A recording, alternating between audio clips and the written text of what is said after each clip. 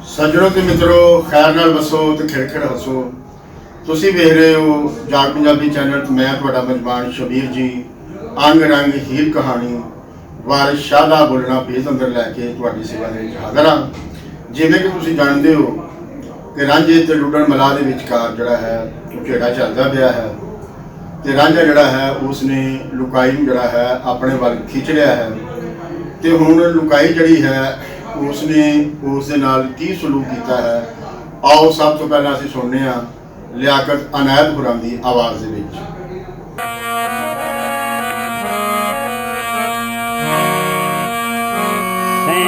वंजी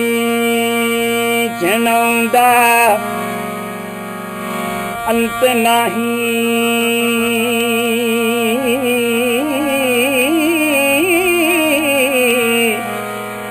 डुब मरेंगा ठिलना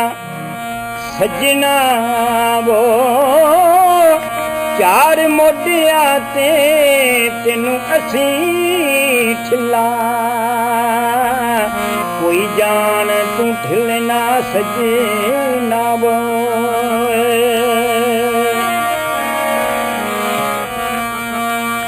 साडा अकल शाऊर तू खस लिता, रया कुखड़ा हिलना सजना वो, साडियां अखियां दे विच वांग तीरी, तेरा खत बहु हिलना सजना वो, वारिस शाह मियां तेरे चोखने हाँ, साडा कालजा सिलना सजना वो।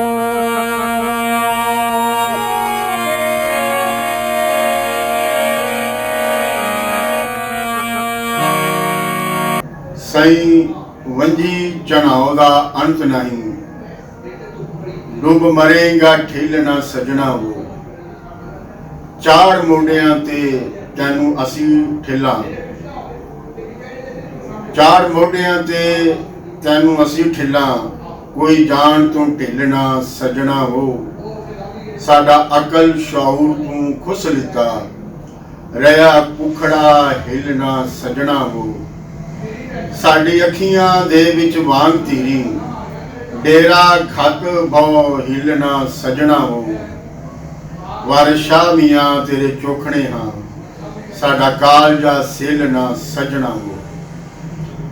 लो जी, लुकाई जिहदे नाल प्यार करती है, जिहदे नाल मुहब्बत करती है, तो फिर इस तरह उस दे नाल वर्तारा करती है कि वो रांझा जिहड़ा है उसने जिहड़ा है हुण ये जो फैसला कर रहा कि उसने दरिया तरना ही तरना है, और उसने अपना समान साँभ के ते जिस वेले सिर ते रखिया, पानी दे विच पैर पाया तो लुकाई जिहड़ी है उस वाल उलट पई, और फिर उससे वो निसार हो गई तो उसनूं आखण लगी कि साईं वंजी चढ़ाओ दा अंत नहीं, कि ये जिहड़ा चढ़ा है ए सैकड़े जिहड़ा बांस है, 100 वांस है उस जिन्ना ये डूंगा है, ते इहदे विच तू पैर पा रहे हैं, इहदे विच ते तू लगा जाएगा, सो तू इंज ना कर, डुब मरेगा ठिलना सजना वो। ठिलना हुंदा है दरिया दे विच तैरन दी जिहड़ा है, दरिया जिहड़ा है वो पैदल पार करन दा जिहड़ा यतन है उसनूं ठिलना कहंदे ने। तो उन्होंने कहा भी ये जिहड़ा है तेरा इश्क, तेरा खलूस, तेरी मुहब्बत वो अपनी जगह तो ठीक है, पर जिहड़ी मादी हकीकत है वो ये है कि दरिया बहुत डूंगा है, तो इस दे विच जिहड़ा है वो तू डुब मरेगा। अच्छा भी फिर हुण मैं की करा? तो उसने कहा जी असी जो है तेरी सहायता के लिए, चार मोडियां ते तैनू असी ठेला। ये जिस वेले लुकाई किसी दे नाल हुंदी है तो फिर ये जिहड़ी है उस ते मर जाती है, जे किसी वाल ध्यान करे तो बिल्कुल ध्यान नहीं करती, लेकिन जे ध्यान कर लवे, जे मोही जाए तो फिर ये उस बंदे नूं मोढियां ते चुक लैंदी है। चार मोढियां ते तैनूं असीं ठेला, कोई जान तो ढेलना सजना वो, ਇਹ ਜਿਹੜੀ ਤੂੰ ਜਾਨ ਜਿਹੜੀ ਆਪਣੀ ਕੁਰਬਾਨ ਕਰਨ ਜਾ ਰਿਹਾ ਹੈ, ਇਸ ਦਾ ਖਿਆਲ ਕਰ, ਇਸ ਨੂੰ ਬਚਾ। ਤੇ ਇਹ ਜਿਹੜਾ ਹੈਗਾ ਦਰਿਆ ਪਾਰ ਕਰਨਾ, ਤੂੰ ਇੱਕ ਕਸ਼ਤੀ ਦੀ ਗੱਲ ਕਰਨਾ ਹੈ, ਬੇੜੀ ਦੀ ਗੱਲ ਕਰਨਾ ਹੈ, ਅਸੀਂ ਤੈਨੂੰ ਆਪਣੇ ਮੋਢਿਆਂ ਤੇ ਚੜ੍ਹ ਕੇ ਜਿਹੜਾ ਹੈ ਇਹ ਜਿਹੜੀ ਨਦੀ ਹੈ ਇਹ ਪਾਰ ਕਰਾਂਗੇ। ਤੋ ਇਹ ਕਿਉਂਕਿ ਲੋਕ ਜਿਹੜੇ ਨੇ ਉਹ ਤਾਕਤ ਨੇ, ਲੋਕ ਜਿਹੜੇ ਨੇ ਉਹ ਹੀ ਬੇੜੀ ਬਣਾਉਣ ਵਾਲੇ ਨੇ। ਸੋ ਬੇੜੀ ਜਿਹੜੀ ਹੈ ਉਹ ਮਲਕੀਅਤ ਹੈ ਸਮਾਜੀ, ਉਹ ਕਿਸੇ ਦੀ ਜ਼ਾਤੀ ਮਲਕੀਅਤ ਜਿਹੜੀ ਹੈ ਉਹ ਨਹੀਂ ਹੈ। ਸੋ ਹੁਣ ਇਹ ਜਿਹੜੀ ਬੇੜੀ ਜਿਹੜੀ ਹੈ ਇਹ ਸਮਾਜੀ ਬਣਦੀ ਪਈ ਹੈ, ਤੇ ਤੈਨੂੰ ਹੁਣ ਇਸ ਦਾ ਜਿਹੜਾ ਹੈ ਇਹ ਕਾਹਦਾ ਜਿਹੜਾ ਹੈ ਭਾਰ ਹੈ, ਅਸੀਂ ਤੈਨੂੰ ਜਿਹੜਾ ਹੈ ਆਪਣੇ ਤਾਕਤ ਦੇ ਨਾਲ ਜਿਹੜਾ ਹੈ ਇਹ ਦਰਿਆ ਜਿਹੜਾ ਹੈ ਇਹ ਪਾਰ ਜਿਹੜਾ ਹੈ ਅਸੀਂ ਕਰਾਵਾਂਗੇ। ਸਾਡਾ ਅਕਲ ਸ਼ਊਰ ਤੂੰ ਖੁਸ਼ ਲਿੱਤਾ। ਇਹ ਹੁਣ ਜਿਹੜੀ ਗੱਲ ਹੈ ਇਸ ਦੀ ਜਿਹੜੀ ਬਹਾਲੀ ਹੈ ਉਹ ਸਮਝਣ ਵਾਲੀ ਹੈ, ਔਰ ਵਾਰਿਸ ਸ਼ਾਹ ਦਾ ਜਿਹੜਾ ਭੇਤ ਹੈ ਉਹ ਵੀ ਇਸ ਦੇ ਵਿੱਚ ਹੀ ਲੁਕਿਆ ਹੋਇਆ ਹੈ ਕਿ ਕਿਹੜਾ ਅਕਲ ਸ਼ਊਰ ਉਹਨੇ ਖੋਹ ਲਿਆ ਹੈ। ਅਕਲ ਸ਼ਊਰ ਜਿਹੜਾ ਖੋਹ ਲੈਣਾ ਹੁੰਦਾ ਹੈ ਇਹ ਕੋਈ ਚੰਗੀ ਗੱਲ ਤਾਂ ਨਹੀਂ ਹੁੰਦੀ, ਪਰ ਜਿਹੜਾ ਅਕਲ ਸ਼ਊਰ ਹੈ ਜਿਹੜਾ ਉਸਨੇ ਖੁਸ਼ ਲਿੱਤਾ ਹੈ, ਉਹ ਦਿੱਤਾ ਕਿਹਨਾਂ ਨੇ ਹੈ, ਉਹ ਕਿਹਨਾਂ ਦਾ ਦਾਨ ਕੀਤਾ ਹੋਇਆ ਹੈ ਔਰ ਕਿਹਨਾਂ ਦੇ ਪੱਖ ਵਿੱਚ ਹੋਇਆ ਹੈ, ਇਸ ਨੂੰ ਜਾਣ ਲੈਣਾ ਜਿਹੜਾ ਹੈ ਨਾ ਉਹ ਬੜਾ ਜ਼ਰੂਰੀ ਹੈ। ਸੋ ਬੰਦਾ ਜਿਹੜਾ ਹੈ ਉਹ ਆਪਣੇ ਮਾਹੌਲ ਦੀ ਪੈਦਾਵਾਰ ਹੁੰਦਾ ਹੈ ਔਰ ਕਿਸੇ ਨਿਜ਼ਾਮ ਦਾ ਉਹ ਪੁਰਜ਼ਾ ਹੁੰਦਾ ਹੈ।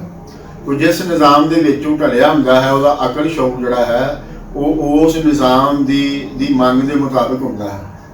ਤੋ ਨਿਜ਼ਾਮ ਜਿਹੜਾ ਹੈ ਜਿਵੇਂ ਦਾ ਬੰਦੇ ਨੂੰ ਬਣਾਉਣਾ ਚਾਹੁੰਦਾ ਹੈ ਉਵੇਂ ਦਾ ਜਿਹੜਾ ਨਾ ਉਸ ਦਾ ਅਕਲ ਤੇ ਸ਼ਊਰ ਜਿਹੜਾ ਨਾ ਉਹ ਬਣਾ ਦਿੰਦਾ ਹੈ। ਹੁਣ ਜਿਹੜਾ ਅਕਲ ਸ਼ਊਰ ਬਣਿਆ ਸੀ ਉਹ ਲੁੱਟਣ ਮਲਾ ਦੀ ਸ਼ਕਲ ਦੇ ਵਿੱਚ ਜਿਹੜਾ ਹੈ ਉਹ ਖੁੱਲ੍ਹ ਕੇ ਸਾਡੇ ਸਾਹਮਣੇ ਆ ਗਿਆ ਹੈ ਕਿ ਉਸ ਦੇ ਵਿੱਚ ਹਰ ਕੋਈ ਆਪਣੇ ਬਾਰੇ ਸੋਚਦਾ ਹੈ, ਆਪੋ ਤਾਪੀ ਨਫਸਾ ਨਫਸੀ ਦਾ ਜਿਹੜਾ ਆਲਮ ਹੈ ਉਹ ਜਿਹੜਾ ਨਾ ਸਾਨੂੰ ਹਰ ਸੂ ਜਿਹੜਾ ਹੈ ਉਹ ਨਜ਼ਰ ਆਉਂਦਾ ਹੈ। ਔਰ ਇਸ ਦੇ ਵਿੱਚ ਜਿਹੜਾ ਹੈ ਸਾਰਾ ਹਾਕਮਾਂ ਦਾ ਹੀ ਪੱਖ ਪੂਰਿਆ ਜਾਂਦਾ ਹੈ। ਇਸ ਦੇ ਵਿੱਚ ਜਿਹੜੀ ਲੁਕਾਈ ਹੈ ਉਸ ਦੀ ਜਿਹੜੀ ਹਸੀਅਤ ਹੈ ਉਹ ਗੁਰੂਮਾਂ ਫਕੀਰਾਂ ਤੇ ਕੁੱਤਿਆਂ ਵਾਲੀ ਹੈ, ਜਿਸ ਨੂੰ ਦੂਰ ਜਿਹੜਾ ਹੈ ਉਹ ਦੁਰਕਾਰਦੇ ਨੇ। ਲੇਕਿਨ ਜਿਹੜਾ ਰਾਜੇ ਨੇ ਜਿਹੜਾ ਉਹਨਾਂ ਨੂੰ ਜਿਹੜਾ ਉਹਨਾਂ ਕੋਲ ਸ਼ਊਰ ਖੁਸ਼ਿਆ ਹੈ, ਹੁਣ ਜਦ ਉਹਨਾਂ ਨੇ ਸ਼ਊਰ ਜਿਹੜਾ ਅਕਲ ਸ਼ਊਰ ਖੋਇਆ ਹੈ ਤੇ ਉਹਦੀ ਜਗ੍ਹਾ ਤੇ ਫਿਰ ਉਹਨਾਂ ਨੂੰ ਕੁਝ ਦਿੱਤਾ ਵੀ ਤਾਂ ਹੈ ਨਾ, ਔਰ ਉਹ ਜਿਹੜਾ ਦਿੱਤਾ ਹੈ ਉਹ ਜਿਹੜੀ ਉਸਨੇ ਪ੍ਰੇਮ ਢਾਂਡੜੀ ਜਿਹੜੀ ਵੱਖਵਾਲੀ ਸੀ ਉਸ ਦੇ ਵਿੱਚ ਉਹਨਾਂ ਦੇ ਅੰਦਰ ਜਿਹੜਾ ਨਾ ਪ੍ਰੇਮ ਜਾਗਿਆ ਹੈ। ਉਹ ਪ੍ਰੇਮ ਜਿਹੜਾ ਹੈ ਉਸਨੇ ਉਹਨਾਂ ਦੀ ਆਪਣੀ ਬੇਗਾਨਗੀ ਖਤਮ ਕੀਤੀ ਹੈ, ਤੇ ਜਦੋਂ ਬੰਦੇ ਦੀ ਆਪਣੀ ਬੇਗਾਨਗੀ ਖਤਮ ਹੁੰਦੀ ਹੈ ਤੇ ਫਿਰ ਉਹ ਆਪਣੇ ਆਲੇ ਦੁਆਲੇ ਦੇ ਨਾਲ ਜਿਹੜਾ ਹੈ ਉਹ ਜੁੜਦਾ ਹੈ, ਤੇ ਫਿਰ ਉਹ ਆਪਣੇ ਵਰਗੇ ਜੀਆਂ ਦੇ ਨਾਲ ਜਿਹੜਾ ਹੈ ਉਸ ਦੀ ਜਿਹੜੀ ਜੁੜਤ ਹੋ ਗਈ ਹੈ। ਉਹਨੂੰ ਇੰਝ ਲੱਗਾ ਕਿ ਜਿਵੇਂ ਅਸੀਂ ਆਪਣਾ ਸਾਰਾ ਵੇਲਾ ਔਗਤ ਗੁਜ਼ਾਰਿਆ ਹੈ ਆਪਣੀ ਮੈਂ ਦੇ ਵਿੱਚ ਜਿਹੜਾ ਹੈ, ਅਸੀਂ ਆਪਣੇ ਹੋਮੇ ਦੇ ਵਿੱਚ, ਮੈਂ ਦੇ ਹੋਮੇ ਦੇ ਵਿੱਚ ਜਿਹੜਾ ਹੈ ਅਸੀਂ ਪੈ ਰਹੇ ਹਾਂ, ਔਰ ਉਸ ਦੇ ਤੱਤ ਦੇ ਵਿੱਚ ਜਿਹੜਾ ਹੈ ਸਾਨੂੰ ਕੋਈ ਸੁੱਖ ਜਿਹੜਾ ਹੈ ਉਹ ਨਹੀਂ ਮਿਲਿਆ, ਸਾਨੂੰ ਕੋਈ ਚੈਨ ਜਿਹੜਾ ਉਹ ਨਹੀਂ ਮਿਲਿਆ, ਕਰਾਰ ਜਿਹੜਾ ਉਹ ਨਹੀਂ ਮਿਲਿਆ। ਪਰ ਰਾਂਝੇ ਦੀ ਜਿਹੜੀ ਪ੍ਰੇਮ ਢਾਂਡੜੀ ਵਾਲੀ ਵੱਖਵਾਲੀ ਹੈ ਉਸ ਦੇ ਵਿੱਚ ਉਹਨਾਂ ਨੂੰ ਚੈਨ ਸਰੂਰ ਤੇ ਸਕੂਨ ਜਿਹੜਾ ਹੈ ਉਹ ਨਜ਼ਰ ਆਇਆ ਹੈ। ਤੋ ਉਹ ਜਿਹੜਾ ਕਰਾਰ ਹੈ ਉਹ ਹੀ ਉਹਨਾਂ ਦੀ ਦੌਲਤ ਹੈ। ਤੋ ਜਿਸ ਵੇਲੇ ਉਹਨਾਂ ਨੂੰ ਕਰਾਰ ਆ ਗਿਆ ਹੈ, ਉਹਨਾਂ ਨੂੰ ਪਤਾ ਲੱਗਾ ਕਿ ਸਾਡਾ ਕੋਈ ਦਰਜੀ ਹੈ, ਉਹਨਾਂ ਨੇ ਰਾਂਝੇ ਨੂੰ ਆਪਣਾ ਦਰਜੀ ਜਾਣਿਆ ਹੈ ਕਿ ਉਹ ਜਿਸ ਅਕਲ ਸ਼ਊਰ ਦੇ ਵਿੱਚ ਅਸੀਂ ਰਹਿ ਰਹੇ ਸਾਂ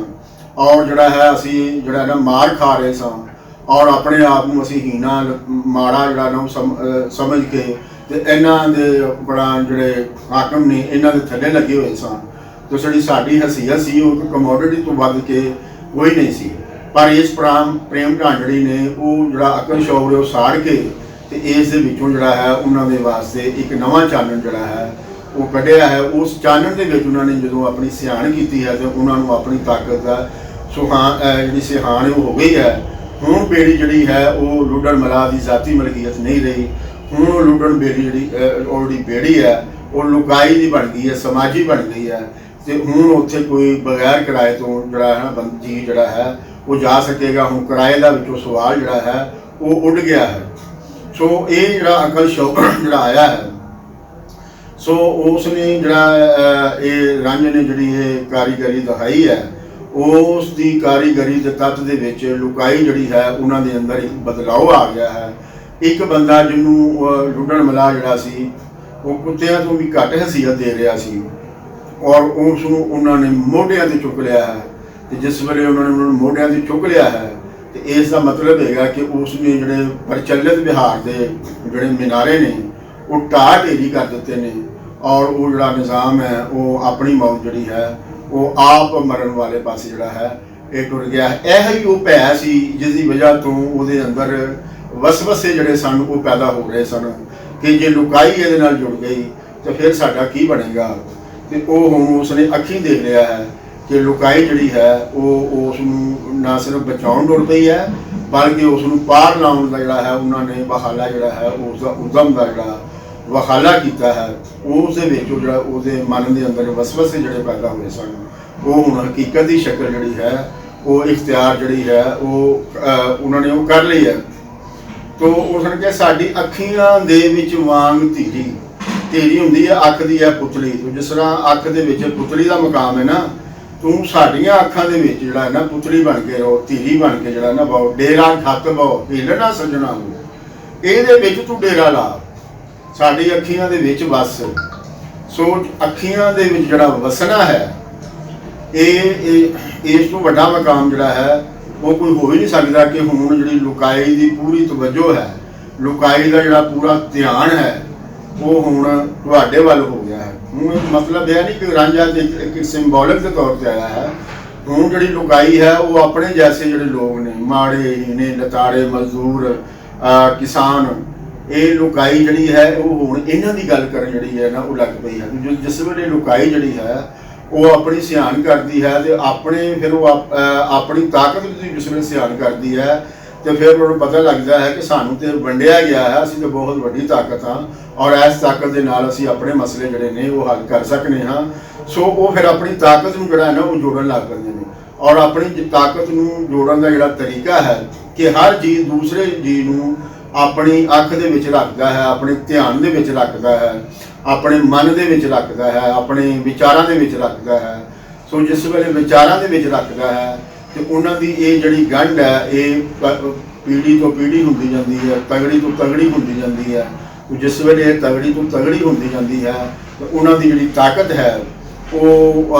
ਪੱਕੀ ਹੁੰਦੀ ਜਾਂਦੀ ਹੈ ਔਰ ਜਿਸ ਵੇਲੇ ਪੱਕੀ ਹੋ ਕੇ ਉਹ ਫਿਰ ਟਕਰਾਂਦੀ ਹੈ ਤੇ ਫਿਰ ਉਹਨਾਂ ਦੇ ਸਾਹਮਣੇ ਕੋਈ ਫੌਜ ਨਹੀਂ ਠਹਿਰਦੀ, ਉਹਨਾਂ ਦੇ ਸਾਹਮਣੇ ਕੋਈ ਅਦਾਲਤ ਨਹੀਂ ਠਹਿਰਦੀ।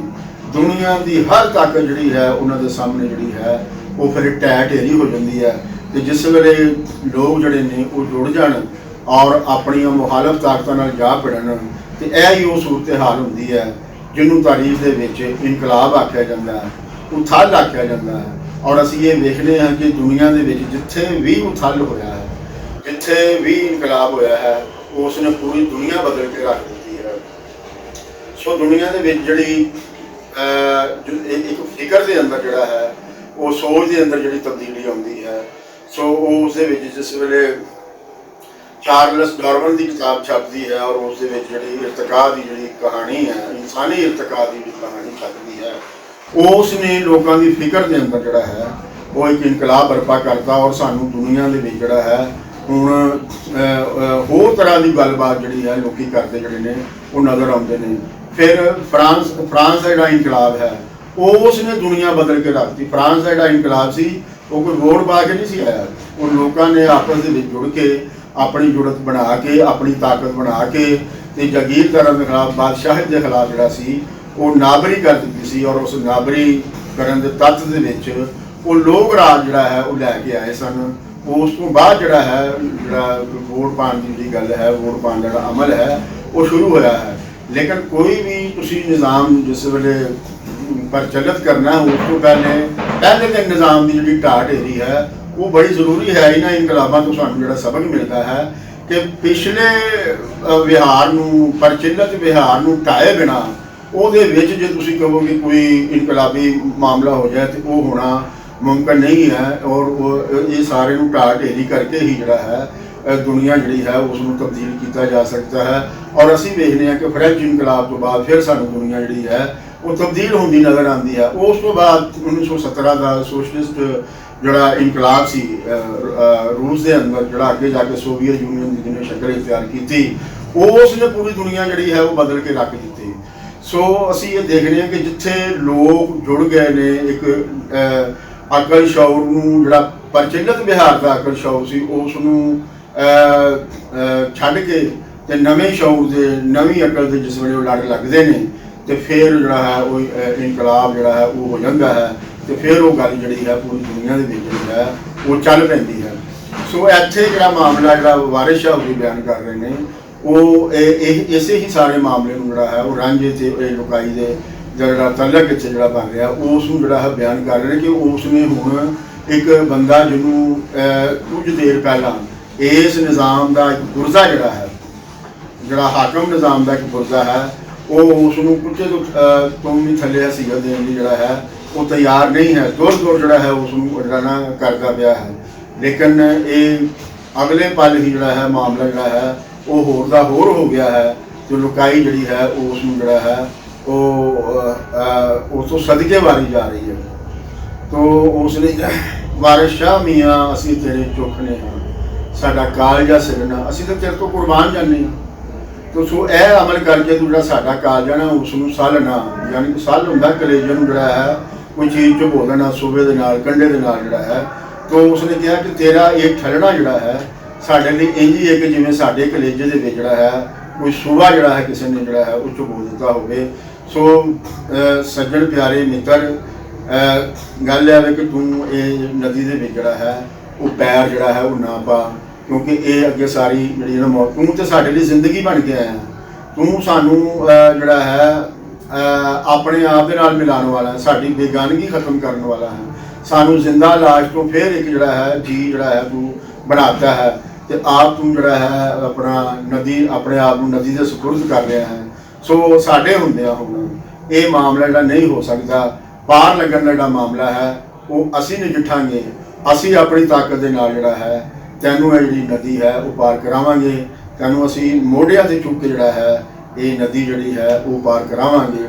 ਸੋ ਲੁਕਾਈ ਨੂੰ ਜਿੱਤ ਲੈਣਾ ਜਿਹੜਾ ਹੈ ਇਹ ਹੀ ਸਭ ਤੋਂ ਵੱਡੀ ਜਿੱਤ ਹੈ। ਕੋਈ ਫਿਕਰ ਹੋਵੇ, ਕੋਈ ਨਿਜ਼ਾਮ ਹੋਵੇ, ਉਹਨੂੰ ਜਦ ਤੱਕ ਲੁਕਾਈ ਜਿਹੜੀ ਹੈ ਕਬੂਲ ਨਹੀਂ ਕਰਦੀ, ਲੁਕਾਈ ਦੇ ਅਕਲ ਸ਼ੌਰ ਦੇ ਵਿੱਚ ਉਹ ਗੱਲ ਨਹੀਂ ਆਉਂਦੀ, ਉਨੀ ਦੇਰ ਤੱਕ ਮਾਮਲਾ ਜਿਹੜਾ ਹੈ ਉਹ ਹਿੱਲ ਨਹੀਂ ਸਕਦਾ, ਅੱਗੇ ਨਹੀਂ ਟੁਰ ਸਕਦਾ। ਔਰ ਜਿਸ ਵੇਲੇ ਅੱਗੇ ਉਹ ਨਹੀਂ ਟੁਰਦਾ, ਅਸੀਂ ਵੇਖਦੇ ਹਾਂ ਕਿ ਦੁਨੀਆ ਦੇ ਉੱਤੇ ਬਹੁਤ ਸਾਰੇ ਨਜ਼ਰੀਆਤ ਆਉਂਦੇ ਨੇ, ਲੇਕਿਨ ਉਹ ਆਪਣੀ ਮੌਤ ਆਪ ਮਰ ਜਾਂਦੇ ਨੇ, ਇਸ ਲਈ ਕਿ ਲੁਕਾਈ ਨੂੰ ਮੋਹ ਨਹੀਂ ਸਕੇ, ਉਹ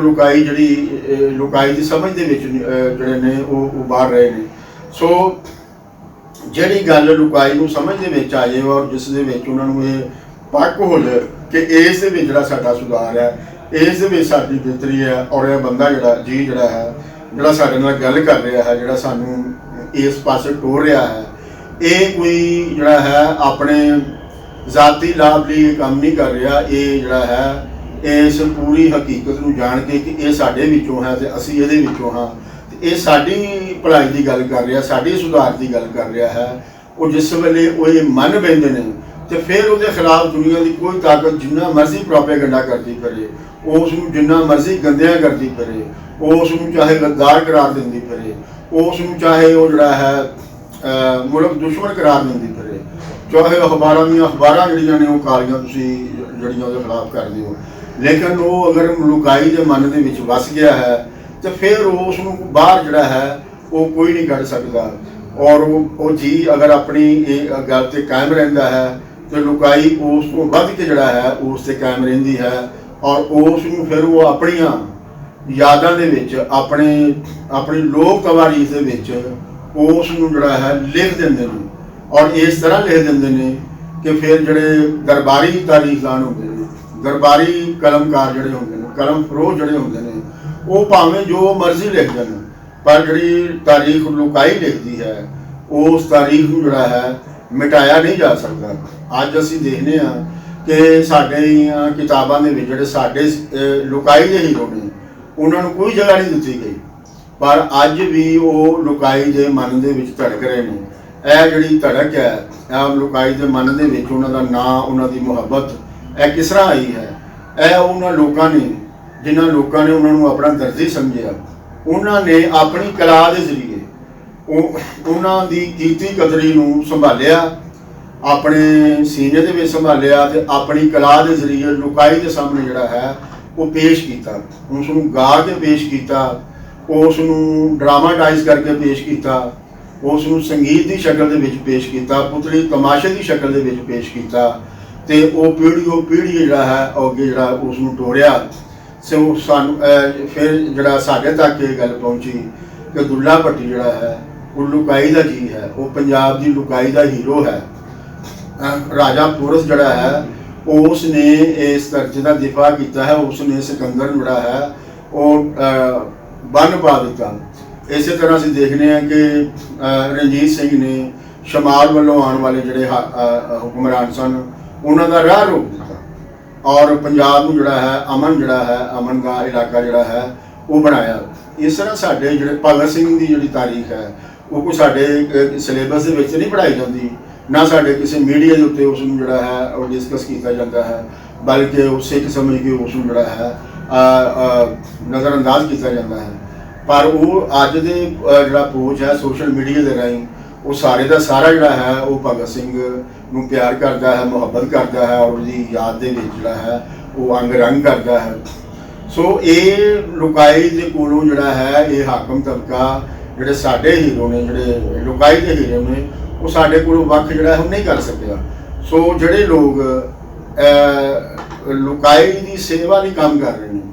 ਲੁਕਾਈ ਦੀ ਸੇਵਾ ਕਰ ਰਹੇ ਨੇ ਕਿਸੇ ਨਾ ਕਿਸੇ ਤਰ੍ਹਾਂ, ਭਾਵੇਂ ਇਹ ਮੀਡੀਆ ਜਿਹੜਾ ਹੈ ਉਹਨਾਂ ਨੂੰ ਪੁੱਛੇ ਜਾਂ ਨਾ ਪੁੱਛੇ, ਉਹਨਾਂ ਦਾ ਕੰਮ ਜਿਹੜਾ ਹੈ ਉਹ ਮਰਨ ਨਹੀਂ ਲੱਗਾ। ਉਹਨਾਂ ਦਾ ਕੰਮ ਜਿਹੜਾ ਹੈ ਉਹ ਲੁਕਾਈ ਦੇ ਸਾਹਮਣੇ ਹੈ ਔਰ ਲੁਕਾਈ ਜਿਹੜੀ ਹੈ ਕਿਉਂਕਿ ਉਹ ਕੰਮ ਲੁਕਾਈ ਦੇ ਫਾਇਦੇ ਦੇ ਵਿੱਚ ਹੈ, ਲੁਕਾਈ ਦੇ ਹਿੱਤ ਵਿੱਚ ਹੈ, ਲੁਕਾਈ ਉਸ ਨੂੰ ਕਦੇ ਵੀ ਨਹੀਂ ਮਰਨ ਦੇਗੀ। ਜਿਸ ਤਰ੍ਹਾਂ ਉਹ ਰਾਂਝੇ ਨੂੰ ਜਿਹੜਾ ਹੈ ਮਰਨ ਨਹੀਂ ਦੇ ਰਹੀ, ਇਸੇ ਤਰ੍ਹਾਂ ਜਿਹੜੇ ਅੱਜ ਦੇ ਰਾਂਝੇ ਜਿਹੜੇ ਨੇ ਉਹ ਆਪਣੀ ਸਮਾਜ ਦੀ ਸੇਵਾ ਲਈ, ਆਪਣੇ ਸਮਾਜ ਦੇ ਸੁਧਾਰ ਲਈ ਔਰ ਸਮਾਜ ਦੇ ਵਿੱਚ ਇੱਕ ਨਵਾਂ ਉਥਲ ਪੈਦਾ ਕਰਨ ਦੇ ਜਿਹੜੇ ਯਤਨ ਕਰ ਰਹੇ ਨੇ, ਉਹ ਭਾਵੇਂ ਗਿਣਤੀ ਦੇ ਵਿੱਚ ਥੋੜ੍ਹੇ ਨੇ ਪਰ ਉਹਨਾਂ ਦਾ ਜਿਹੜਾ ਕੰਮ ਹੈ ਉਹ ਜਾਗੇਗਾ ਔਰ ਇਹ ਲੁਕਾਈ ਜਿਹੜੀ ਹੈ ਉਸ ਨੂੰ ਲੈ ਕੇ ਜਿਹੜਾ ਹੈ ਅੱਗੇ ਜਿਸ ਵੇਲੇ ਨਿਕਲੇਗੀ ਤੇ ਤੁਸੀਂ ਆਪ ਵੀ ਹੈਰਾਨ ਹੋ ਜਾਓਗੇ। ਜਿਸ ਤਰ੍ਹਾਂ ਰਾਂਝਾ ਇੱਥੇ ਜਿਹੜਾ ਹੈ ਉਹ ਹੈਰਾਨ ਹੋ ਗਿਆ ਕਿ ਇਹ ਜਿਹੜੀ ਮਜਮੂਈ ਪ੍ਰੇਮ ਢਾਂਡ ਦੀ ਜਗਾਈ ਹੈ, ਪਲ ਵੀ ਨਹੀਂ ਲੱਗਾ ਤੇ ਲੋਕ ਜਿਹੜੇ ਨੇ ਉਹ ਛੱਡ ਕੇ ਆਪਣਾ ਸਮਾਨ ਵੀ ਸਾਰਾ ਕੁਛ ਹੀ ਤੇ ਆ ਕੇ ਉਹਦੇ ਜਿਹੜੇ ਨੇ ਉਹ ਲੱਤਾਂ ਘੁੱਟਣ ਲੱਗ ਪਏ ਨੇ, ਉਸ ਦੀ ਜਿਹੜੀ ਹੈ ਉਹ ਤਾਬੇਦਾਰੀ ਕਰਨ ਲੱਗ ਪਏ ਨੇ ਔਰ ਉਸ ਨੂੰ ਜਿਹੜਾ ਹੈ ਉਹਨਾਂ ਨੇ ਹੁਣ ਇਸ ਗੱਲ ਦਾ ਯਕੀਨ ਦਿਵਾਇਆ ਹੈ ਕਿ ਸਾਡੇ ਹੁੰਦਿਆਂ ਤੂੰ ਇਹ ਦਰਿਆ ਜਿਹੜਾ ਹੈ ਇਹਦੇ ਵਿੱਚ ਪੈਰ ਪਾ ਕੇ ਜਾਂ ਛਾਲ ਮਾਰ ਕੇ ਇਸ ਨੂੰ ਪਾਰ ਨਹੀਂ ਕਰਨਾ, ਬਲਕਿ ਇਸ ਨੂੰ ਸਾਡੇ ਮੋਢਿਆਂ ਤੇ ਚੜ੍ਹ ਕੇ ਜਿਹੜਾ ਹੈ ਉਹ ਤੂੰ ਪਾਰ ਕਰਨਾ ਹੈ। ਤੋ ਰਾਂਝਾ ਜਿਸ ਵੇਲੇ ਮੋਢਿਆਂ ਤੇ ਚੜ੍ਹ ਕੇ ਦਰਿਆਓਂ ਪਾਰ ਜਾਏਗਾ ਤੇ ਦਰਿਆਓਂ ਪਾਰ ਜਿਹੜਾ ਹੈ ਉਹ ਹੀਰ ਦਾ ਇਲਾਕਾ ਹੈ, ਚੂਚਕ ਦਾ ਇਲਾਕਾ ਹੈ। ਸੋ ਉੱਥੇ ਉਸਨੇ ਪਹੁੰਚਣਾ ਹੈ ਜਿੱਥੇ ਉਸ ਨੂੰ ਉਸ ਦੀਆਂ ਭਾਬੀਆਂ ਨੇ ਮਿਹਣਾ ਮਾਰ ਕੇ ਪਹੁੰਚਾਉਣ ਦਾ ਜਿਹੜਾ ਹੈ ਉਹ ਹੁੰਗਾਰਾ ਦਿੱਤਾ ਸੀ ਔਰ ਰਾਂਝੇ ਨੇ ਜਿਹੜਾ ਹੈ ਉਸ ਨੂੰ ਕਬੂਲ ਕੀਤਾ ਔਰ ਆਖਿਆ ਕਿ ਨੱਡੀ ਸਿਆਲਾਂ ਦੀ ਵਿਆਹ ਕੇ ਲਿਆਵਸਾ ਮੈਂ ਕਰੋ ਬੋਲੀਆਂ ਅਤੇ ਟਠੋਲੀਆਂ ਨੂੰ। ਹੁਣ ਰਾਂਝੇ ਤੇ ਹੀਰ ਦੇ ਵਿਚਕਾਰ ਜਿਹੜਾ ਹੈ ਇਹ ਨਦੀ ਬਸ ਰਹਿ ਗਈ ਹੈ ਔਰ ਇਸ ਨਦੀ ਨੂੰ ਪਾਰ ਕਰਨਾ ਹੀ ਰਾਂਝੇ ਦੀ ਜਿਹੜਾ ਹੈ ਉਹ ਸਭ ਤੋਂ ਵੱਡਾ ਮਸਲਾ ਸੀ, ਜਿਹੜਾ ਕਿ ਉਸ ਦਾ ਹੱਲ ਹੁੰਦਾ ਸਾਨੂੰ ਜਿਹੜਾ ਹੈ ਉਹ ਨਜ਼ਰ ਆ ਗਿਆ ਹੈ। ਤੋ ਸੱਜਣੋ ਤੇ ਮਿੱਤਰੋ, ਇੱਕ ਗੱਲ ਜਿਹੜੀ ਹੈ ਉਹ ਤੁਸੀਂ ਆਪਣੇ ਪੱਲੇ ਬੰਨੋ ਕਿ ਰਾਂਝਾ ਜਿਸ ਵੇਲੇ ਘਰੋਂ ਟੁਰਿਆ ਹੈ ਤੇ ਉਸ ਦੇ ਕੋਲ ਕੋਈ ਮਾਲੀ ਵਸੀਲੇ ਨਹੀਂ ਸਨ, ਕਿਉਂਕਿ ਸਾਡੇ ਇੱਥੇ ਆਮ ਤੌਰ 'ਤੇ ਲੋਕ ਜਦੋਂ ਲੋਕ ਸੁਧਾਰ ਦੀ ਗੱਲ ਕਰਦੇ ਨੇ ਤੇ ਉਹਨਾਂ ਨੂੰ ਇਹ ਕਿਹਾ ਜਾਂਦਾ ਕਿ ਤੁਹਾਡੇ ਪੱਲੇ ਕੀ ਹੈ। ਸੋ ਮੈਂ ਅੱਜ ਜਿਹੜਾ ਹੈ ਇੱਥੇ ਸਵਾਲ ਇਹ ਕਰਨਾ ਵਾ ਕਿ ਰਾਂਝੇ ਦੇ ਪੱਲੇ ਕੀ ਸੀ। ਰਾਂਝੇ ਦੇ ਪੱਲੇ ਸਿਰਫ ਇੱਕ ਵੰਝੜੀ ਸੀ ਜਿਹਨੂੰ ਵਾਰਿਸ ਸ਼ਾਹ ਨੇ ਸ਼ੌਰ ਦਾ ਨਾਮ ਦਿੱਤਾ ਹੈ। ਸੋ ਸ਼ੌਰ ਸਭ ਤੋਂ ਵੱਡੀ ਤਾਕਤ ਹੁੰਦੀ ਹੈ। ਇਹ ਅਕਲ ਜਿਹੜੀ ਹੈ ਇਹ ਸਭ ਤੋਂ ਵੱਡੀ ਤਾਕਤ ਹੈ। ਇਸ ਅਕਲ ਦਾ ਇਸਤੇਮਾਲ ਕਰਕੇ ਹੁਣ ਇਸ ਅਕਲ ਦਾ ਇਸਤੇਮਾਲ ਜਿਹੜਾ ਹੈ ਉਹ ਤੁਸੀਂ ਆਪਣੇ ਜ਼ਾਤੀ ਫਾਇਦੇ ਲਈ ਵੀ ਕਰ ਸਕਦੇ ਹੋ ਤੇ ਸਮਾਜ ਦੇ ਫਾਇਦੇ ਲਈ ਵੀ ਕਰ ਸਕਦੇ ਹੋ। ਤੋ ਜਿਹੜੇ ਲੋਕ ਸ਼ੌਰ ਵਾਲੇ ਨੇ ਉਹ ਸਮਝਦੇ ਨੇ ਕਿ ਮੈਂ ਜੀ ਹਾਂ, ਮੈਂ ਵੀ ਸਮਾਜ ਦਾ ਹਿੱਸਾ ਹਾਂ, ਸਮਾਜ ਤੋਂ ਹਟ ਕੇ ਮੈਂ ਕੁਝ ਨਹੀਂ ਹਾਂ। ਤੋ ਜਿੱਥੇ ਇਹ ਸਮਾਜ ਦਾ ਭਲਾ ਹੁੰਦਾ ਹੈ ਉੱਥੇ ਮੇਰਾ ਭਲਾ ਹੁੰਦਾ ਹੈ, ਜਿੱਥੇ ਸਮਾਜ ਦਾ ਨੁਕਸਾਨ ਹੁੰਦਾ ਹੈ ਉੱਥੇ ਮੇਰਾ ਨੁਕਸਾਨ ਹੁੰਦਾ ਹੈ। ਸੋ ਮੇਰਾ ਜਿਹੜਾ ਮਫਾਦ ਹੈ ਇਹ ਸਮਾਜ ਤੋਂ ਅਲੱਗ ਨਹੀਂ ਹੈ। ਜਿਸ ਵੇਲੇ ਮੈਂ ਆਪਣੇ ਮਫਾਦ ਨੂੰ ਸਮਾਜ ਤੋਂ ਅਲੱਗ ਕਰਨਾ ਵਾ ਤੇ ਫਿਰ ਇਹ ਮੈਂ ਜਿਹੜਾ ਨਾ ਉਹਨਾਂ ਕੋਲ ਵੱਖ ਹੋ ਜਾਣਾ ਵਾ, ਫਿਰ ਮੈਂ ਉਹਨਾਂ ਦਾ ਜੀ ਨਹੀਂ ਰਹਿੰਦਾ, ਬਲਕਿ ਉਹਨਾਂ ਦੇ ਉੱਤੇ ਇੱਕ ਪ੍ਰਧਾਨ ਜਿਹੜਾ ਹੈ ਬਣਨ ਦਾ ਜਿਹੜਾ ਹੈ ਨਾ ਉਹ ਮੈਂ ਯਤਨ ਕਰਨਾ ਹਾਂ, ਉਹਨਾਂ ਦਾ ਰੱਬ ਬਣਨ ਦੀ ਜਿਹੜੀ ਕੋਸ਼ਿਸ਼ ਕਰਨਾ ਵਾ। ਇਹ ਜਿਹੜੀ ਸੋਚ ਹੈ ਇਹ ਫਿਰ ਜਿਹੜੀ ਹੈ ਲੁਕਾਈ ਨੂੰ ਵੰਡ ਦਿੰਦੀ ਹੈ। ਉੱਚ ਲੋਕਾਂ 'ਚ ਤੇ ਜਿਹੜੇ ਤੁੱਛ ਲੋਕਾਂ 'ਚ, ਤੇ ਕਿ ਫਿਰ ਇਸ ਕਿਸਮ ਦੇ ਫਲਸਫੇ ਘੜੇ ਜਾਂਦੇ ਨੇ ਜੀ ਅਸੀਂ ਜਿਹੜਾ ਹੈ ਬ੍ਰਾਹਮਣ ਜਿਹੜਾ ਪਰਮਾਤਮਾ ਹੈ ਉਸ ਦੇ ਦਿਮਾਗ 'ਚੋਂ ਪੈਦਾ ਹੋਏ ਹਾਂ, ਦੂਸਰੇ ਜਿਹੜੇ ਅਸੀਂ ਉਸ ਦੀ ਛਾਤੀ ਤੋਂ ਪੈਦਾ ਹੋਏ ਹਾਂ, ਅਸੀਂ ਉਸ ਦੇ ਪੇਟ 'ਚੋਂ ਪੈਦਾ ਹੋਏ ਹਾਂ, ਤੇ ਤੁਸੀਂ ਉਸ ਦੇ ਪੈਰਾਂ 'ਚੋਂ ਪੈਦਾ ਹੋਏ ਹੋ, ਲਿਹਾਜ਼ਾ ਤੁਹਾਡੀ ਜਿਹੜੀ ਹਸੀਅਤ ਹੈ ਉਹ ਪੈਰ ਸਾਡੇ ਪੈਰਾਂ ਦੇ ਵਿੱਚ ਬਹਿਣ ਵਾਲੀ ਹੈ। ਇਸ ਮੁਲਕ 'ਤੇ ਕਿਉਂਕਿ ਅਸੀਂ ਪਰਮਾਤਮਾ ਦੇ ਦਿਮਾਗ 'ਚੋਂ ਪੈਦਾ ਹੋਏ ਹਾਂ, ਇਸ ਵਾਸਤੇ ਰਾਜ ਕਰਨਾ ਜਿਹੜਾ ਨਾ ਉਹ ਸਾਡਾ ਹੱਕ ਹੈ। ਸੋ ਇਸ ਵੰਨ ਦੇ ਜਿਹੜੇ ਫਲਸਫੇ ਨੇ ਉਹ ਜਿਸ ਵੇਲੇ ਪੈਦਾ ਹੁੰਦੇ ਨੇ ਤੇ ਇਹਦਾ ਮਤਲਬ ਹੈਗਾ ਕਿ ਮੈਂ ਸੂਰਜਵੰਸ਼ੀ ਦੀ ਔਲਾਦ ਹਾਂ, ਮੇਰਾ ਇਸ ਸਮਾਜ ਦੇ ਨਾਲ, ਮੈਂ ਤੁਹਾਡੇ ਵਿੱਚੋਂ ਨਹੀਂ ਹਾਂ, ਸੋ ਲਿਹਾਜ਼ਾ ਜਿਹੜਾ ਇਕਤਦਾਰ ਹੈ, ਰਾਜ ਕਰਨ ਦਾ ਜਿਹੜਾ ਹੱਕ ਹੈ ਉਹ ਸਾਡਾ ਹੈ। ਸੋ ਇੱਕ ਜੀ ਉਹ ਜਿਹੜਾ ਅਕਲ ਸ਼ੌਕ ਦੇ ਨਾਲ ਕਹਿੰਦਾ ਕਿ ਤਮਾਮ ਇਨਸਾਨ ਇੱਕੋ ਹੀ ਤਰ੍ਹਾਂ ਪੈਦਾ ਹੁੰਦੇ ਨੇ ਔਰ ਇਸ ਧਰਤੀ ਦੇ ਜਿਹੜੇ ਵਸਾਇਲ ਨੇ, ਕੁਦਰਤ ਨੇ ਜਿਹੜੇ ਦਾਨ ਕੀਤੇ ਨੇ, ਉਹ ਕਿਸੇ ਨੇ ਪੈਦਾ ਨਹੀਂ ਕੀਤੇ, ਉਹ ਕੁਦਰਤ ਦੇ ਪੈਦਾ ਕੀਤੇ ਹੋਏ ਨੇ। ਹਾਂ, ਇਹਨਾਂ ਕਾਇਨਾਤ ਦੇ ਨਿਜ਼ਾਮ ਨੂੰ ਸਮਝ ਕੇ ਕਿ ਇਹ ਜੋ ਵੀ ਸਾਨੂੰ ਮਿਲਿਆ ਹੈ ਅਸੀਂ ਇਸ ਦੇ ਵਿੱਚ ਜਿਹੜਾ ਹੈ ਉਹ ਵਾਧਾ ਘਾਟਾ ਜਿਹੜਾ ਹੈ ਉਹ ਕਰ ਸਕਦੇ ਹਾਂ, ਲੇਕਿਨ ਕਿਉਂਕਿ ਇਹ ਸਮਾਜ ਦੀ ਮਲਕੀਅਤ ਨੇ, ਲਿਹਾਜ਼ਾ ਇਸ ਦੇ ਵਿੱਚੋਂ ਜੋ ਵੀ ਪੈਦਾ ਹੋਵੇਗਾ ਸਾਡੀ ਮਿਹਨਤ ਦੇ ਤੱਤ ਦੇ ਵਿੱਚ ਉਹ ਸਮਾਜੀ ਪੈਦਾ ਹੋਵੇਗਾ, ਉਹ ਹਰ ਕਿਸੇ ਦੇ ਭਲੇ ਲਈ ਹੋਵੇਗਾ। ਤੋ ਜਿਹੜੀ ਸੋਚ ਇਹ ਵੇ ਕਿ ਉਹ ਹਰ ਕਿਸੇ ਦੇ ਭਲੇ ਦੇ ਵਿੱਚ ਹੋਵੇਗਾ, ਉਹ ਹੀ ਸੋਚ ਜਿਹੜੀ ਹੈ ਉਹ ਰਾਜੇ ਬਣਾਉਂਦੀ ਹੈ, ਉਹੋ ਹੀ ਸੋਚ ਦੁੱਲਾ ਭੱਟੀ ਪੈਦਾ ਕਰਦੀ ਹੈ, ਉਹੋ ਹੀ ਸੋਚ ਜਿਹੜੀ ਹੈ ਉਹ ਭਗਤ ਸਿੰਘ ਪੈਦਾ ਕਰਦੀ ਹੈ। ਸੋ ਇਹ ਐਸੀ ਸੋਚ ਜਿਹੜੀ ਹੈ ਜਿਸ ਵੇਲੇ ਫਿਰ ਉਹ ਲੋਕਾਂ ਨੂੰ ਸਮਝ ਆਉਂਦੀ ਹੈ ਤੇ ਫਿਰ ਉਹ ਇਹ ਮਾਲੀ ਵਸੀਲੇ ਜਿਹੜੇ ਸਾਡੇ ਕੋਲ ਪੁੱਛੇ ਜਾਂਦੇ ਨੇ, ਫਿਰ ਉਹ ਲੋਕ ਜਿਸ ਵੇਲੇ ਆਉਂਦੇ ਨੇ ਫਿਰ ਉਹ ਵਸੀਲੇ ਹੁੰਦੇ ਨੇ ਔਰ ਫਿਰ ਉਹ ਆਪਣੇ ਵਸੀਲਿਆਂ ਦੇ ਨਾਲ ਜਿਹੜਾ ਹੈ ਇਹ ਨਦੀ ਜਿਹੜੀ ਹੈ ਇਸ ਨੂੰ ਪਾਰ ਲਾ ਦਿੰਦੇ ਨੇ। ਤੇ ਉਹ ਜਿਹੜਾ ਸਵਾਲ ਮਾਧੋ ਲਾਲ ਹੁਸੈਨ ਨੇ ਉਠਾਇਆ ਸੀ, ਮੈਂ ਕਿਤ ਗੁਣ ਲੰਘਸਾਂ ਪਾਰ ਅੱਗੇ ਨੈ ਡੂੰਗੀ, ਉਸ ਦਾ ਜਿਹੜਾ ਜਵਾਬ ਹੈ ਉਹ ਸਾਨੂੰ ਜਿਹੜਾ ਹੈ ਅੱਜ ਮਿਲ ਗਿਆ ਹੈ ਕਿ ਉਹ ਲੁਕਾਈ ਦੀ ਮਦਦ ਦੇ ਨਾਲ ਜਿਹੜਾ ਹੈ ਅਸੀਂ ਉਸ ਨੂੰ ਜਿਹੜਾ ਹੈ ਉਹ ਪਾਰ ਕਰ ਸਕਦੇ ਹਾਂ। ਸੱਜਣੋ ਤੇ ਮਿੱਤਰੋ, ਮੈਨੂੰ ਆਸ ਹੈ ਕਿ ਤੁਸੀਂ ਜਿਹੜੀ ਅੱਜ ਦੀ ਗੱਲਬਾਤ ਹੈ ਇਸ ਦੇ ਵਿੱਚ ਵੀ ਆਪਣਾ ਭਰਵਾਂ ਸੀਲ ਪਾਓਗੇ ਔਰ ਇਸ ਗੱਲ ਨੂੰ ਅਗਾਂਹ ਤੋਰਨ ਲਈ ਤੁਸੀਂ ਜਾਗ ਪੰਜਾਬੀ ਚੈਨਲ ਨੂੰ ਜ਼ਿਆਦਾ ਤੋਂ ਜ਼ਿਆਦਾ ਸ਼ੇਅਰ ਕਰੋਗੇ, ਸਬਸਕ੍ਰਾਈਬ ਕਰੋਗੇ ਤੇ ਘੰਟੀ ਦਾ ਜਿਹੜਾ ਬਟਨ ਹੈ ਉਹ ਜ਼ਰੂਰ ਦਬਾਓਗੇ ਤਾਂ ਕਿ ਸਾਡਾ ਹਰ ਵੀਡੀਓ ਆਪ ਮੁਹਾਰੇ ਤੁਹਾਨੂੰ ਮਿਲਦਾ ਰਹੇ। ਕੁਲ ਦਾ ਭਲਾ ਤੇ ਕੁਲ ਦੀ ਖੈਰ।